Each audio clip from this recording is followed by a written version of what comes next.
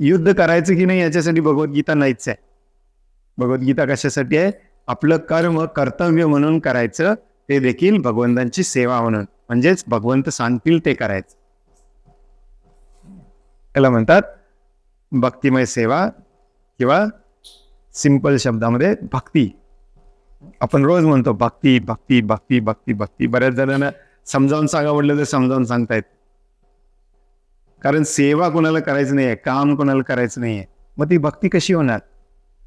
जप करणे, वाचन श्रवण करणे, मंदिरात जाणे, प्रार्थना करणे, भगवंतांना नमस्कार करणे, हे सगळं त्या भक्तिमय सेवेच्या स्टेजला येण्यासाठी प्रोत्साहन देण्यासाठी करणाऱ्या गोष्टी आहेत आपल्या.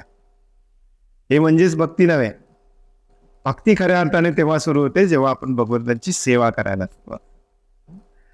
आणि जसं अर्जुनाला इथे क्षत्रिय तुझं क्षत्रियाचं कर्तव्य कर परंतु माझी सेवा म्हणून कर म्हटलेलं आहे, तसंच आपण भक्तांनी एकत्र येऊन प्रभुपादांची भगवंतांची सेवा केली पाहिजे. आणि तेव्हा देखील आपल्या अंगामध्ये जे परफेक्ट गुण आहेत आपल्याकडे, ते काम आपण केलं पाहिजे आणि तेच सेवा म्हणून केलं पाहिजे.